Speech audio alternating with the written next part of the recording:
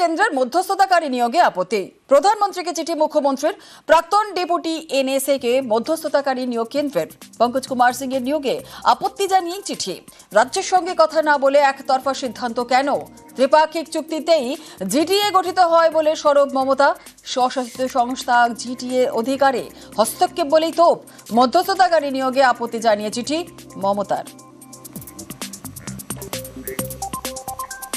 প্রধানমন্ত্রীকে চিঠি দিতেই পারেন, কিন্তু এটা ট্রাইপার্টাইট ব্যাপার। ওনারাও তো আলোচনা করেছেন, যখন তো ত্রিপাক্ষিক আলোচনা ছিল। ত্রিপাক্ষিক আলোচনাতে তো কেন্দ্রের একজন প্রতিনিধিকে রাখতে হবে। পাহাড়, দার্জিলিং, এটা তো বাংলার অবিচ্ছেদ্য অংশ। আজকে পাহাড় আর ডুয়ার্স পুরোদস্তুর শান্ত, পর্যটকরা যাচ্ছেন, অর্থনৈতিক উন্নতি হচ্ছে, পাহাড় আবার হাসছে। তো সেখানে কেন কেন্দ্রীয় সরকার নাক গলাতে যাচ্ছে? যেগুলো কেন্দ্রের করার কথা, বাংলার 100 দিনের কাজের টাকা দেওয়ার কথা, আবাসের টাকা দেওয়ার কথা, প্রাকৃতিক দুর্যোগে টাকা দেওয়ার কথা, বকেয়া দেওয়ার কথা, সেগুলো তারা দিচ্ছেন না। এসআইআর আবহেই ফের সিএ নিয়ে হাওয়া গরম। কালী পুজোর পরই রাজ্য জুড়ে সিএ ক্যাম্প করবে বিজেপি। পাল্টা তৃণমূলের কটাক্ষ। এসআইআরে হিন্দু শরণার্থীদের নাম বাদ যাবে বুঝতে পেরেই সিএ নিয়ে আসরে নামছে বিজেপি।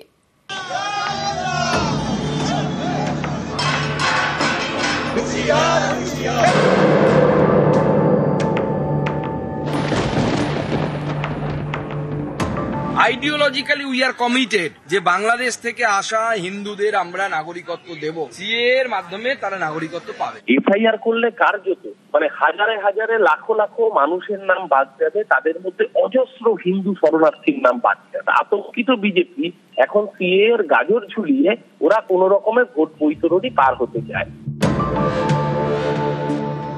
কমাস পরেই রাজ্যে বিধানসভা নির্বাচন, তার আগে চর্চায় এসআইআর। ভোটের আগে বাংলায় ভোটার তালিকার বিশেষ নিবিড় সংশোধন করতে চায় নির্বাচন কমিশন। তার প্রস্তুতিও চলছে। বিহারে সদ্য শেষ হয়েছে এসআইআর প্রক্রিয়া।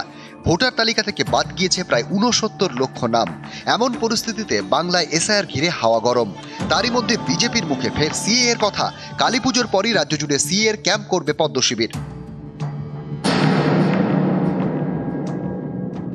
আইডিওলজিক্যালি উই আর কমিটেড যে বাংলাদেশ থেকে আসা হিন্দুদের আমরা নাগরিকত্ব দেব। সবাই তো পালিয়ে আসতে পারেনি, কিছু মানুষ তো পারে থাকতে থেকে গেছে, তাদের কি হবে? আমরা আগামী দিনে শিবির করে ফর্ম ফিল আপ করাবো, প্রয়োজনে সিএ এর মাধ্যমে তারা নাগরিকত্ব পাবে। সিএ এর ক্যাম্প পশ্চিমবঙ্গে অনেকে করছে। আমি তো প্রস্তাব দেব তৃণমূলকেও সিএ ক্যাম্প করার জন্য। এফআইআর করলে কার্যত হাজারে হাজারে লাখো লাখো মানুষের নাম বাদ যাবে, তাদের মধ্যে অজস্র হিন্দু শরণার্থীর নাম বাদ যাবে, এবং সেই মানুষের ভোটেই বিজেপির ভোট ব্যাংক স্থিত। অর্থাৎ আতঙ্কিত বিজেপি এখন সিএ এর গাজর ঝুলিয়ে ওরা কোন রকমের ভোট বৈতরণী পার হতে চায়। ভোটের আগে বাংলায় যখন এসআইআর ঘিরে প্রস্তুতি তুঙ্গে, তখন বিজেপির সিএ বার্তা ঘিরে ফের রাজনীতির হাওয়া গরম। নিউজ 18 বাংলা।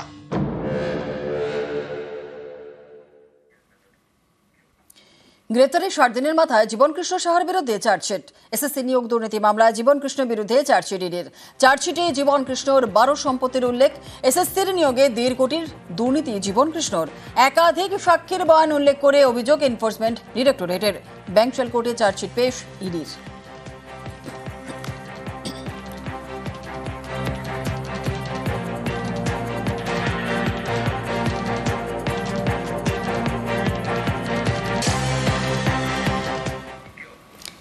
কাছেই গরু মারা, যখন তখন চাষের জমিতে ঢুকে পড়ে হাতি। ধান বাঁচাতে ময়দানে কৃষকরা। বিদ্যুতের টাওয়ারে ঝুঁকি নিয়ে রাত পাহারা।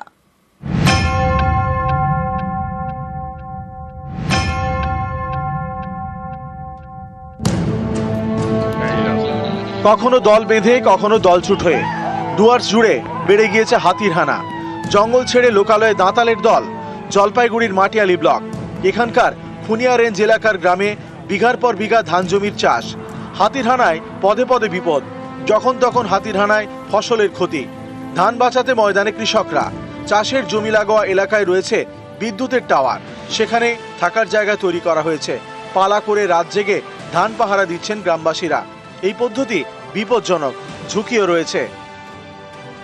এটা টোটালটা জীবনের ঝুঁকি নিয়ে এনারা ফসল বাঁচানোর চেষ্টা করছেন। এটা কিন্তু প্রশাসনকে দেখা উচিত। বৃষ্টি হচ্ছে, তারপর বজ্র বিদ্যুৎ সহ বৃষ্টি হচ্ছে কোনো কোনো সময়, লিস্টে দেখতে হবে। এটা খুব সম্ভবত মনে হয় চালসা রেঞ্জের পাঞ্জুরা এজেন্সির মধ্যে পড়ছে, মানে দেখে নিব ব্যাপারটা। জলপাইগুড়ি থেকে রকি চৌধুরী, নিউজ 18 বাংলা। উত্তরবঙ্গে বিপর্যয়ের সময় জলের তোড়ে জলদাপাড়া থেকে ভেসে গিয়েছিল বেশ কয়েকটি গন্ডার। আর গত 13 দিনে 10টি গন্ডারকে উদ্ধার করেছেন বনকর্মীরা। সফল অপারেশন রাইনো।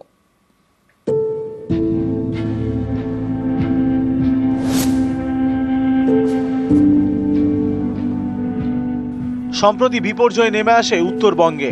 ভুটানের জলে ভেসে যায় ডুয়ার্স, জলে ভাসে জলদাপাড়া জাতীয় উদ্যানও।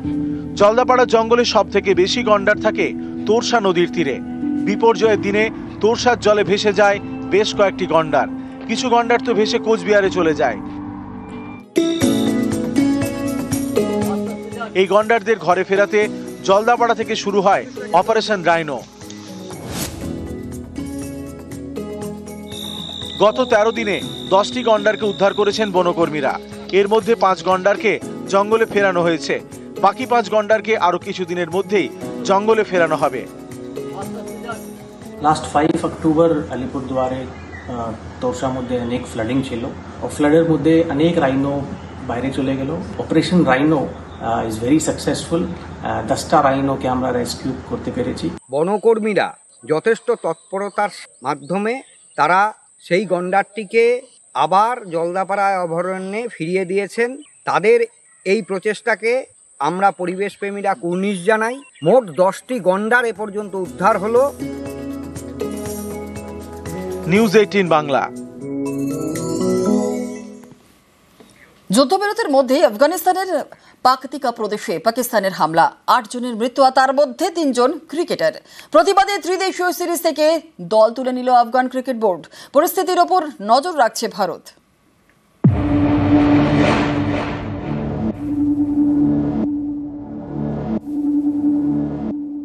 বিশ্বাস ভেঙে পড়শি দেশের রক্ত ঝরানোই বোধহয় পাকিস্তানের এজেন্ডা।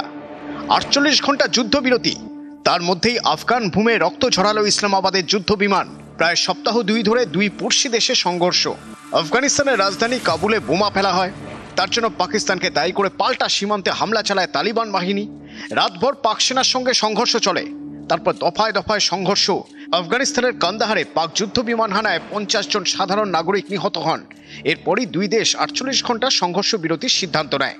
কিন্তু সেই সময়সীমা পেরোনোর আগেই পাকিস্তানের হামলা, তাতে 8 জনের মৃত্যু। আফগানিস্তানের পাকতিকা প্রদেশের এই পাক হামলায় নিহত 8 জনের মধ্যে 3 জন ক্রিকেটার, সিফগাতুল্লাহ, হারুন আর কবির আঘা। এই ক্রিকেটাররা একটি বন্ধুত্বপূর্ণ ম্যাচ খেলতে পাকতিকার রাজধানী সারানায় গিয়েছিলেন। সেখান থেকে উরগুনে ফেরার পথে তাদের নিশানা করা হয়। আফগানিস্তান ক্রিকেট বোর্ড জানিয়েছে এটা দেশের ক্রীড়া জগতের চরম ক্ষতি। ঘটনার প্রতিবাদ জানিয়ে নভেম্বরে ত্রিদেশীয় সিরিজ থেকে নাম তুলে নেওয়ার সিদ্ধান্ত নিয়েছে আফগানিস্তান। নভেম্বরেই পাকিস্তান ও শ্রীলঙ্কার সঙ্গে ত্রিদেশীয় সিরিজ খেলার কথা ছিল আফগানিস্তানের। আফগানিস্তানের টি-20 ক্রিকেট দলের অধিনায়ক রশিদ খান পাকিস্তানের বিরুদ্ধে সোশ্যাল মিডিয়ায় ক্ষোভ উগরে দিয়েছেন। বোর্ডের সিদ্ধান্তকে স্বাগত জানিয়ে রশিদ লিখেছেন, এতগুলো নিষ্পাপ প্রাণের মৃত্যু হয়েছে। আমি আফগানিস্তান ক্রিকেট বোর্ডের সিদ্ধান্তকে স্বাগত জানাচ্ছি। এই কঠিন সময়ে আমি দেশের মানুষের পাশে দাঁড়াচ্ছি। দেশের মর্যাদা সবচেয়ে আগে। এর আগে পেহেলগাঁও হামলার প্রতিবাদে এশিয়া কাপে পাকিস্তানের বিরুদ্ধে খেললেও হাত মেলাননি ভারতীয় ক্রিকেটাররা। কাপ জিতেও এশিয়ান ক্রিকেট কাউন্সিলের সভাপতি ও পিসিবির চেয়ারম্যান মহসিন নকভির হাত থেকে ট্রফি নেয়নি ভারতীয় দল। আফগানিস্তানের উপর পাকিস্তানের এই হামলা এবং তালিবানদের সিদ্ধান্ত ভারত কিভাবে দেখছে? পাকিস্তানের সঙ্গে তালিবানদের অনেক জায়গায় সংঘাত আছে, সেটাকে ব্যবহার করা যেতে পারে। ভারত সরকার বিবৃতি দিয়ে বলেছে যে আমরা তালিবানদের বা আফগানিস্তানের সার্বভৌমত্ব বিশ্বাস করি, তাদের অখণ্ডতা আমরা মেনে নিয়েছি। খাইবার পাখতুনখোয়া যে আফগানিস্তানের অংশ হতে পারে সেটাও কিন্তু ভারত পরোক্ষভাবে সমর্থন করছে, এরকম ধরা যেতেই পারে। আমরা আফগানিস্তানকে যতটা পারা যায় হিউম্যানিটেরিয়ান কজে আমরা সাপোর্ট করতে পারি। আমাদের সঙ্গে তো কোনো ডিরেক্ট বর্ডার নেই, মিলিটারি সাহায্য হতে পারে। যেভাবে আমরা বাংলাদেশকে সমর্থন করেছিলাম, এখানেও আমাদের সমর্থন করতে প্রিন্সিপালের দিক থেকে কোনো বাধা নেই। আফগানিস্তানের তালিবান সরকারকে প্রথমে কোনো দেশই সিরিয়াসলি নেয়নি, কিন্তু সময়ের সঙ্গে সঙ্গে কূটনৈতিক সম্পর্কের বদল হয়েছে। তালিবানদের সঙ্গে যুদ্ধে জড়ানো যে খুব একটা সহজ সিদ্ধান্ত নয়, তা সব দেশই বুঝতে পেরেছে। এই পরিস্থিতিতে পাকিস্তান আফগানদের সঙ্গে যুদ্ধে জড়াচ্ছে কোন অঙ্কে? আফগানদের সঙ্গে যুদ্ধের ক্ষয়ক্ষতি সামলাতে পারবে তো ইসলামাবাদ? তাহলে কি পাকিস্তানকে মদদ দিচ্ছে অন্য কোনো দেশ? চীন? চীন আগেই জানিয়ে দিয়েছে তারা পাক আফগান সীমান্তে শান্তির পক্ষে। আমেরিকা ট্রাম্পের দাবি খুব সহজেই এ যুদ্ধ তিনি থামিয়ে দিতে পারেন। পাকিস্তানের একটা ইদানিংকালে তাদের মনে হতেই পারে যে ট্রাম্প সঙ্গে একটা সম্পর্ক তারা গড়েছে। ট্রাম্প আসিম মুনিরকে যেভাবে ডাকছেন, যেভাবে নওয়াজ শরীফকে যেভাবে কাছে ডাকছেন, তাতে ওদের একটা ভাবনা হতেই পারে যে পাকিস্তানকে পরোক্ষভাবে সমর্থন করবে বা কিছু। খুব একটা সুবিধে হবে না, আমেরিকা তো সেভাবে পয়সা ঢালবে না, বা লড়াইটা পাকিস্তানকেই করতে হবে। এবং পাকিস্তান যদি আফগানিস্তানের সঙ্গে লড়াই করে তাহলে কিন্তু অন্য অনেকগুলো ফ্রন্টিয়ার কিন্তু খুলে যাওয়ার সম্ভাবনা। পিওকেও কিন্তু সেখানকার লোক, সেখানে সৈন্য আছে ছড়াতে হবে, বালুচিস্তান থেকে সৈন্য সরাতে হবে। তার ফলে কিন্তু সেই সব জায়গায় যারা কিন্তু স্বাধীনতার জন্য লড়ছে তারা কিন্তু যথেষ্টই তাদের স্বাধীনতা সংগ্রাম বা তাদের লড়াইটাকে তারা আরো কি করে প্রাণবন্ত করা যায় সেই চেষ্টা করবে। নিউজ 18 বাংলা। এবার কালী কথা। কোথাও ডাকাতের হাতে পুজো শুরু, আর কোথাও খেলার চলে। রানাঘাট এবং রঘুনাথগঞ্জের দুই কালী কথা।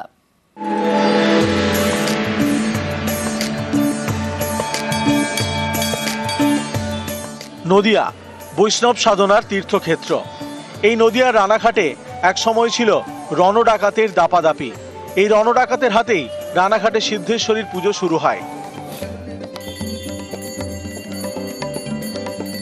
কথিত আছে এই মন্দিরে পুজো দিয়েই ডাকাতিতে বের হতেন রণডাকাত। আজও সেই পুজো চলে আসছে। 400 বছরের পুরনো এই মন্দিরে সারা বছর ভক্তের ঢল। দীপান্বিত অমাবস্যায় বিশেষ পুজো। মা সিদ্ধেশ্বরী, এটা যে মুখটা শান্ত, এটা গোষ্ঠীপাতের মূর্তি। মহালয় হওয়ার পর আমাদের মায়ের মুখ ঢাকা হয়ে যায়, তারপর আবার ষষ্ঠীর দিন মায়ের মুখ খোলা হয়।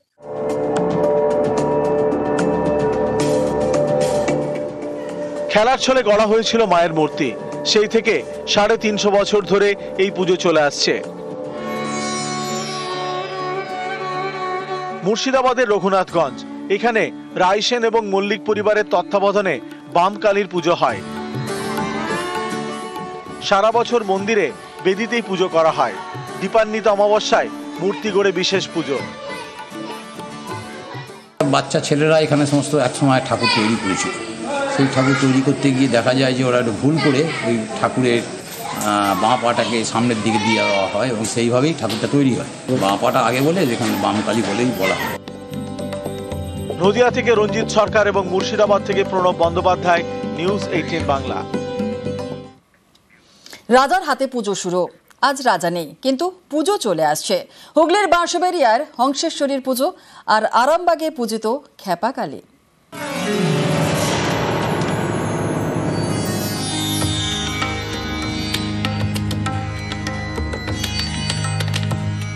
হুগলির বাঁশবেড়িয়ায় হংসেশ্বরী মন্দির। সারা বছর মা শান্ত। দীপান্বিত অমাবস্যায় রুদ্ররূপে পূজিত। হংসেশ্বরী মায়ের সারা বছর পুজো হয়। দক্ষিণাকালীর ধ্যানে, দক্ষিণাকালীর মন্ত্রে মায়ের জীব নেই। সারা বছর মায়ের শান্তরূপে পুজো হয়। বছরে একদিন বাৎসরিক পুজোর দিন, সেই দিন যেদিন দীপান্বিতা কালী পুজোর দিন রাত্রেই এই মুখের ওপর আলাদা মুখোশ পরানো হয়। সেই দিন মায়ের গায়ে কোনো বস্ত্র থাকে না, সমস্ত গা মালায় ঢাকা থাকে। মায়ের সমস্ত গয়না মাকে পরানো হয়, চুলগুলো এলেকুশি করে দেওয়া হয়। রাজা নৃসিংহদেবের হাত ধরে পুজোর শুরু। নিম কাঠ দিয়ে এই মাতৃ প্রতিমা তৈরি। দীপান্বিতা কালী পুজোয় মাকে পরানো হয় সোনার মুকুট। মন্দিরের যে বৈশিষ্ট্য তার গঠন, কারণ এর গঠনটা আপনি আর কোথাও ভারতবর্ষে খুঁজে পাওয়া মুশকিল আছে। এর চূড়াটা দেখুন, একটা যেটা যোগী পুরুষের পুরো মন্দিরে একটা রূপ ধরে নিতে পারেন, একটা কাল্পনিক রেখা যে তৈরি করেন যোগী পুরুষ মনে হবে। যে ধ্যানযোগ্য যেটা হয়, তা মূলাধার থেকে যখন চূড়া মাথায় উঠছে তখন ষষ্ঠধারে গিয়ে তার জ্ঞানের বিস্ফোরণ ঘটে, যার জন্য চূড়ায় শেষ চূড়াটায় গিয়ে দেখুন একটা সূর্যের কিরণের মতো ছটা ওখানে করা আছে।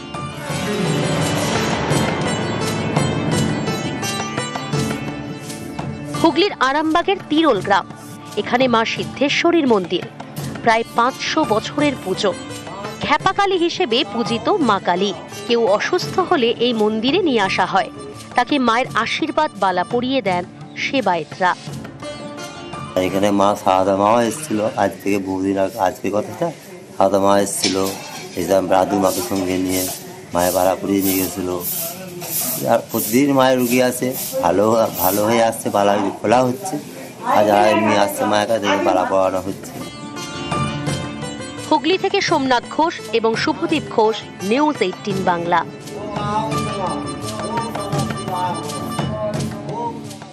কেঠিয়া নদীর পাড়ে বড় কালীর মন্দির। চন্দ্রকোনায় ভক্তদের হাতেই সারা বছর নিত্য পুজো। শুধুমাত্র অমাবস্যায় পুরোহিত দিয়ে পুজো করা হয় মা কালীর।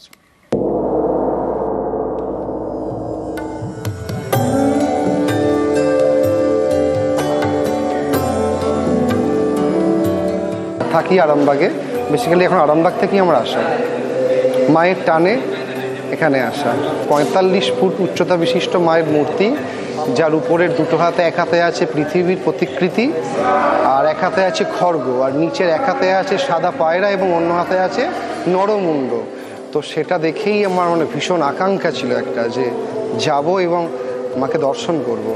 গা ছমছম করে মূর্তি, ভীষণ রকমের, মানে ঢোকার সময়ই মানে আমি তাকিয়েই একটা গা ছমছম একটা ভাব আমার মধ্যে সঙ্গে সঙ্গেই হলো, মানে গাটা একদম শিরশিরিয়ে উঠলো আর কি। পাশাপাশি দুই কালীর পুজো, ছোট মা, বড় মা। পশ্চিম মেদিনীপুরের চন্দ্রকোনা, এখানকার ক্ষীরপাইয়ে কেঠিয়া নদীর পাড়ে কালী মন্দির, বড় মায়ের মন্দির। মন্দিরে 45 ফুটের প্রতিমা। অমাবস্যা ছাড়া বড় মায়ের মন্দিরে পুরোহিত দিয়ে পুজো হয় না। সারা বছর ভক্তরাই মায়ের পুজো করেন। নিজের পুজো নিজে করো। প্রতি অমাবস্যা ক্যালেন্ডারের তারিখে ব্রাহ্মণ থাকে 2 জন, বাকি দিন নিজের পুজো নিজে করো। ফল মিষ্টি না কিছু নিয়ে আসলে এখানে প্রসাদের থালায়, যেখানে প্রসাদ নেয় সেখানে এক টুকরো রেখে বাকি সব বাড়ি নিয়ে যাও, আর মায়ের পা থেকে ফুলও নিয়ে যাও। পশ্চিম মেদিনীপুর থেকে সুকান্ত চক্রবর্তী, নিউজ 18 বাংলা।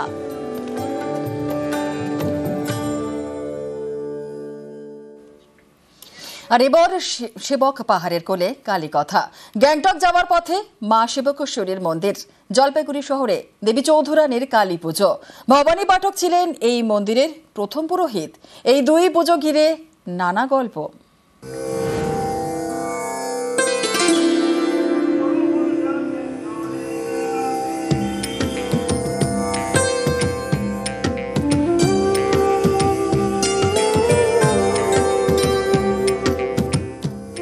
জলপাইগুড়ি শহরে 233 বছরের পুজো। করলা নদীর পাড়ে কালী মন্দির।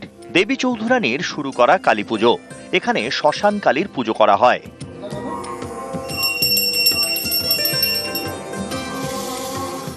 কথিত আছে জলপাইগুড়ির এই গোশালা মোড়ে একসময় থাকতেন দেবী চৌধুরানী। তিনি এখানে মা কালীর সাধনা শুরু করেন। ভবানী পাঠক ছিলেন এই মন্দিরের প্রথম পুরোহিত। রুকরুকা হয়ে করলা হয়ে তিস্তা থেকে বজরায় যাতায়াত। এই বজরা এখানে 72 সালেও যে সমস্ত ইঞ্জিনিয়ারিং কলেজের ছাত্ররা ছিল তারা আই উইটনেস আছে যে এইখানে বজরা বাঁধার জন্য বড় বড় লোহার থাম আর কড়া ছিল। প্রত্যেক অমাবস্যায় দেবী চৌধুরানীর মন্দিরে বিশেষ পুজো হয়। ভোগে থাকে শোল বোয়ালের ঝোল। এই পুজোতে কি কি প্রসাদী হিসাবে ব্যবহার করা হয়? আমিষ ভোগ। কি কি থাকে? শোল মাছ, বল মাছ। ভূপৃষ্ঠ থেকে 350 ফুট উঁচু 107টা সিঁড়ি পেরিয়ে মা সেবকেশ্বরী দর্শন। ইংরাজি 23 সাল থেকে পশু বলি যেটা ছিল পাঠা বলি, এটা বন্ধ হয়ে গেছে। তার পরিবর্তে চাল কুমড়ো, আখ, কলা বলি হয়, এবং যদি কেউ মানসিক বলি দিতে চায় ফল বলিটা আমাদের প্রচলন আছে। সকালবেলা চণ্ডীপাঠ হবে, ঘট নিয়ে তিস্তায় বিসর্জন দিয়ে আবার তিস্তা থেকে নতুন করে ঘটে জল ভরে নিয়ে এসে মাকে সেই রাত্রেই আবার ওখানে স্থাপন করা হয়। শিলিগুড়ি থেকে গ্যাংটক যাওয়ার পথে জাতীয় সড়কের বাঁদিকে মন্দির। এখানে 1952 সাল নাগাদ সেবকেশ্বরীর পুজো শুরু হয় এক কালী সাধকের হাত ধরে। মন্দির প্রতিষ্ঠা হয় পরে 1970 সাল নাগাদ। সেবক পাহাড়ের কোলে এই মন্দিরে সারা বছর ভক্তের আনাগোনা। মাঝে মাঝেই আসি আমরা, প্রত্যেক বছরে কিংবা বছরের থেকেও আরো ঘন ঘনই হয়। শিলিগুড়িতে যেহেতু বাড়ি, সুযোগ পেলে যে কোনো সময় চলে আসি। জলপাইগুড়ি থেকে শান্তনু কর এবং দার্জিলিং থেকে পার্থপ্রতিম সরকার, নিউজ 18 বাংলা।